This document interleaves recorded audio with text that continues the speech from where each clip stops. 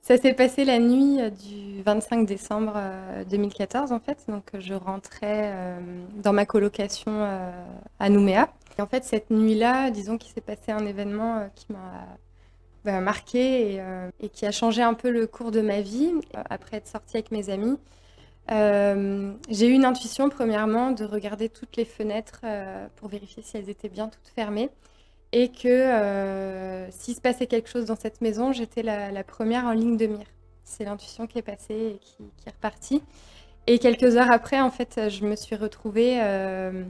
j'ai ouvert les yeux parce que je respirais plus. J'avais un homme sur moi à Califourchon en train de m'étrangler et de me rouer de coups. Donc très vite, j'ai compris que c'était pas un rêve, qu'il y avait vraiment quelqu'un qui était dans ma chambre que je ne connaissais pas. Et ça a duré de longues minutes, c'était vraiment un combat. Bon, il n'était pas question que je me laisse faire. Et en fait, à un moment donné, on est tombé du lit parce que dans le débat, etc. Et puis à ce moment-là, lui est revenu sur moi.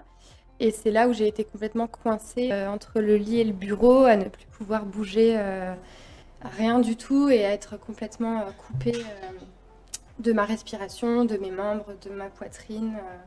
J'étais presque nue à ce moment-là. À cet instant précis où je savais que c'était fini pour moi, je savais que j'étais en train de mourir. Et je me suis souvenu que j'avais une rallonge multiprise à côté de mon lit.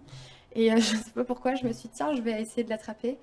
Et au moment où j'ai tendu mon bras, en fait, je suis complètement sortie de mon corps.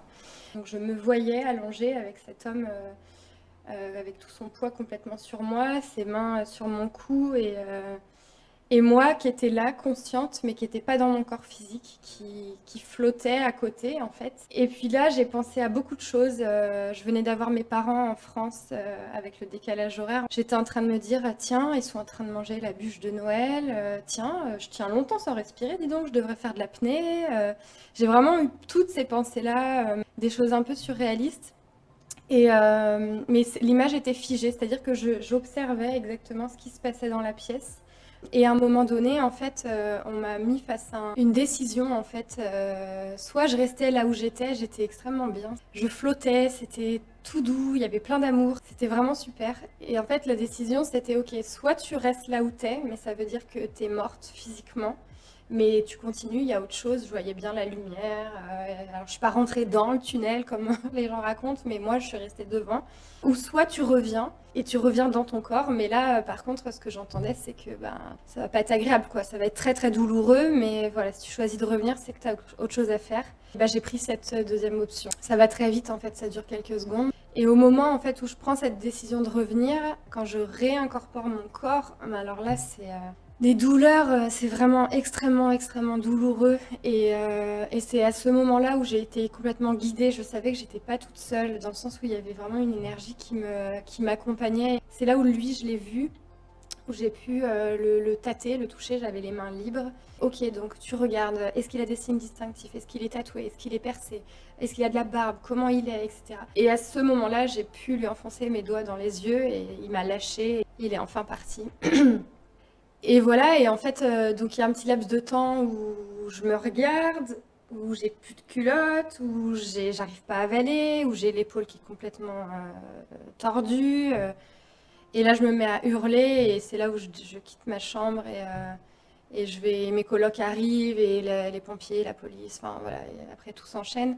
Mais, euh, mais voilà un petit peu comment ça s'est passé. Et je me souviens du médecin légiste qui m'avait examinée. Qui m'avait dit mais on comprend pas qu'il n'y ait pas de séquelles en fait parce que physiquement voilà j'ai eu la trachée fissurée, la clavicule et l'épaule cassées, entorse cervicale, enfin avec des contusions partout et en fait j'avais surtout des pétéchis au niveau du visage et du crâne et ça montre que en fait c'est quand il y a une asphyxie prolongée, c'est les petits vaisseaux autour des muscles qui cèdent et le fait qu'il y en ait au-dessus de la trace en fait de l'agression, de la strangulation, et ben, elle comprenait pas que je sois encore là et que j'ai pas de séquelles au niveau neuro, que j'ai toujours mes cordes vocales, etc. Et c'est vrai que et je me souviens qu'ils avaient parlé de miracle en fait, mais parce que avec du recul maintenant, avec les années qui sont passées, oui, c'est vrai que c'est un miracle que je sois là, et je pense que cette EMI que j'ai vécue, elle y est pas pour rien, et parce que concrètement, je sais que je suis morte et que je suis revenue en fait. C'est comme ça que ça s'est passé, et, euh, et voilà. Après cette agression, cette tentative de meurtre, j'arrive pas à le dire, hein, on n'a pas retrouvé en fait l'agresseur en question. Il est reparti dans la nature. Et disons que je pouvais plus du tout me projeter en Nouvelle-Calédonie, et j'ai dû repartir en France avec déjà en tête l'envie de faire autre chose de ma vie en fait. C'était tellement incroyable pour moi de mesurer la chance que j'avais d'être vivante que j'avais plus envie de comment dire ça, de me faire chier à vivre une vie que j'aime pas en fait, ou qui me convient pas. Et, euh, et donc il s'est passé 3 ans un petit peu en flottement, où je pensais que ça allait mieux, mais où j'étais dans un déni, où en fait j'étais très souvent réactivée dans mon traumatisme, que ce soit dans mon travail ou dans mon couple à l'époque. Et en fait, il y a 3 ans, on l'a retrouvée, cette personne. Et donc là, je suis rentrée dans un processus judiciaire où tout est remonté, tout ce qui n'avait pas été traité est remonté. Donc je suis tombée en dépression, à prendre des antidépresseurs, à être en arrêt de travail, à devoir aller manger au resto du cœur. Là où je pensais que ma vie était repartie, en fait, c'est revenu un peu me plomber.